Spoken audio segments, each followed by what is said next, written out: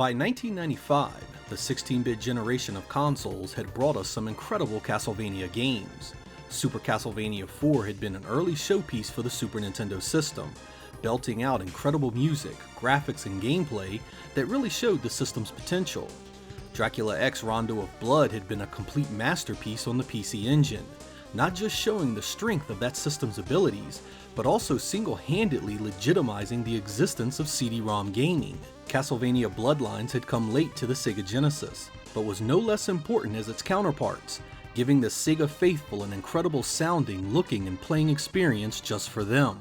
With the 32-bit generation well underway, I was shocked to see Konami announce Castlevania Dracula X for the Super Nintendo. I thought at first that it was going to be a straight port of the PC Engine Classic, but as more information was released, it was clear that this was going to be a different experience altogether. So in late 1995, Castlevania Dracula X would land on the Super Nintendo platform, right as the battle between the PS1 and Saturn would begin in North America. My Super Nintendo had been relegated to the lower shelves of my entertainment center for months, as I was nearly a year into owning my Japanese Sega Saturn. I still pulled it out for the big releases though, and as a Castlevania fan, I had to have this new adventure. First inspection revealed a great looking game. Right from stage 1 you get some good looking special effects and color use, plus you immediately recognize the great sprite work from the PC Engine game.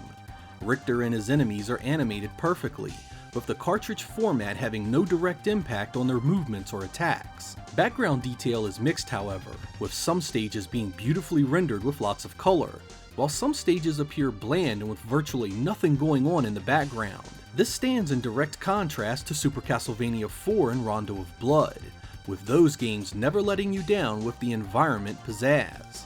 Some stages even employ horrific borders around simple panels of detail that look out of place in a Castlevania adventure, sometimes to the point where it breaks the illusion of the setting. This mix of impressive and disappointing visual presentation doesn't ruin the game, but when you call a game Dracula X, and it follows a masterwork like the PC Engine release, this is a huge letdown. The audio presentation is overall pretty solid, with a good mix of new and classic tracks. It's more subdued than the PC Engine release, but still fits the theme of the game well, and sets a good mood for the gameplay. It lacks the variety in instruments that Super Castlevania 4 presented on the same hardware, sounding a lot more like the stuff Nintendo themselves produced. The classic ballads fare the best, with a few of them being truly great, and the opening track being an awesome way to begin the adventure. As expected, the perfection of the CD-ROM audio presentation in the PC Engine edition of the game is better on a technical level, but more importantly, compositionally as well. Dracula X here on the Super Nintendo is more jazzy, while Rondo of Blood is more rock-inspired. This may be simply a taste issue for me, but I feel Castlevania is best when it's a great mix of rock and gothic stylings. Taking on its own merits and not compared directly to Rondo of Blood, the Super Nintendo Dracula X is at least as good as the better music on the system. It's just not at Rondo of Blood's level. But Dracula X on the Super Nintendo's biggest problems lie in its gameplay and design choices.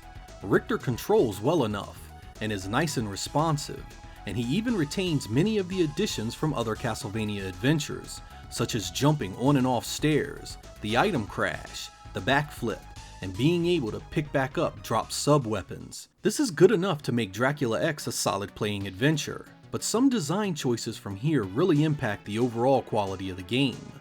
First and foremost is the removal of the split-second invincibility that Castlevania has always afforded its fans after taking damage. This means that even the simplest enemies can juggle you for massive damage from a single hit, a cheap tactic to increase difficulty.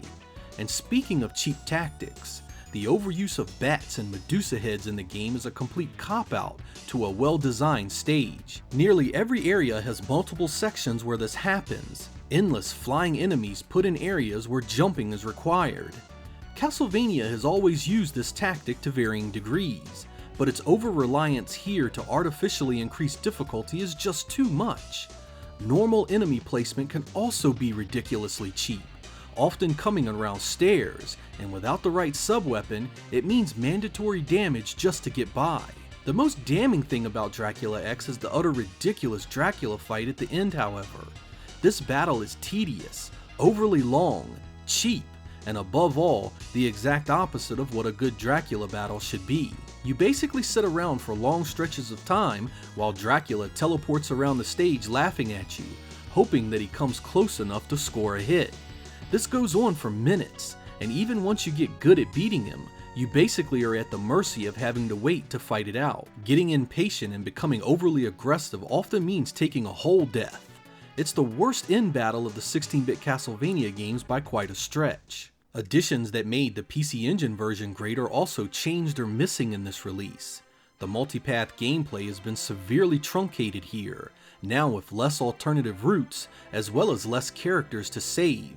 Maria, which was an excellent addition to the PC Engine version, has been taken away as well, leaving Richter as the lone playable character.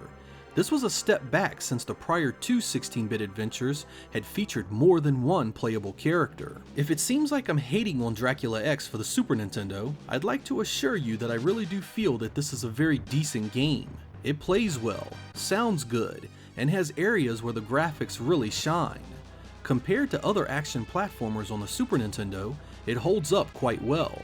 But Konami had been on fire with Castlevania games for years, making undeniable classics that were in the conversation as some of the best examples of the hardware they blessed. Dracula X had the unfortunate position of being compared directly not just to the excellent PC Engine version, but also to the other games for the Sega Genesis and Super Nintendo, Bloodlines and Super Castlevania 4. When placed under this harsh microscope of comparison, Dracula X for the Super Nintendo falls short in a number of areas. I concede that this can be a hell of an unfair situation, and if you are in the camp that prefers to take the game at face value, you are likely among the many that enjoy the experience far more than I'm indicating here. I myself fall in between the competing opinions. While I have problems with this edition of the game, I also recognize that its merits make it a very decent game. If you want to play this on a more modern system, it's been released on the Wii U and the 3DS via the Virtual Console, where it can be had for just $8. I honestly feel this game is worth playing, just don't expect it to compete with the games that came before it. I'm Sega Lord X, thank you guys for watching, I will catch you next time.